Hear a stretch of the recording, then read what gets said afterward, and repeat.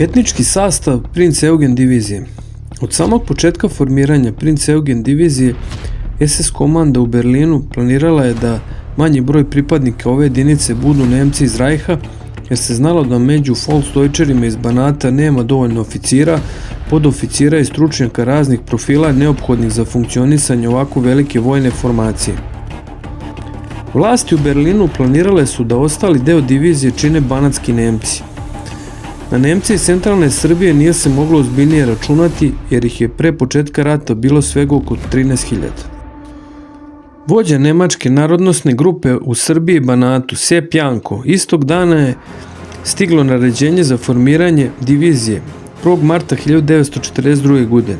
Putio je javni poziv svojim sunarodnicima, kojem je pored ostalog rekao: Nemačka sa svojim vojnicima vodi tešku borbu da bi cijelu Evropu sačuvala od boljševizma. I u našoj zemlji je boljševički protivnik proteklih meseci i nedelja pokušao da digne glavu. Drumove učini nesigurnim i da zapali naše sela. Nemačke trupe su u savezu sa nama i svim snagama u zemlji kojima je bilo stalo do reda sprečile tu opasnost.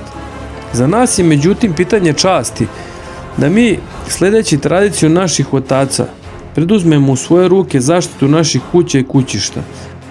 Zbog toga vas pozivam da se svi muškarci od 17 do 50 godina prijave u vojnu službu kod svojeg gradonačelnika u Beogradu u okružnoj upravi Volksdeutcherske narodne grupe.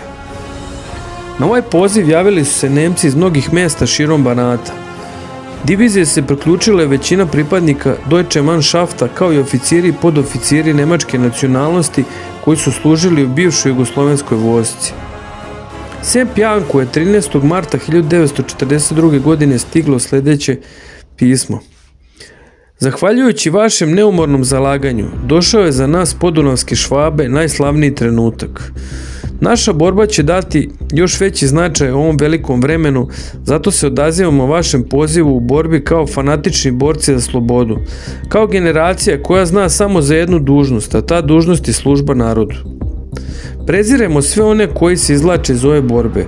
Uništit ćemo sve što nam se u ovoj borbi suprotstavi. Vojničke vrline, čast, vernost i poslušnost bit će naši najbolji pratioci. Ako izginemo, završit ćemo život na način koji je najdostojniji jednog Nemca. Vođo narodnosne grupe, zavetujemo vam se na nepokolebljivu vernost i slepu poslušnost, sigurni da ćete po završetku ovog rata moći stupiti pred vođu svih Nemaca i ponosno podneti raport. Moj vođo, mi podunavski Nemci izvršili smo svoju dužnost. Ovo pismo su poslali učesnici oficirskog i podoficirskog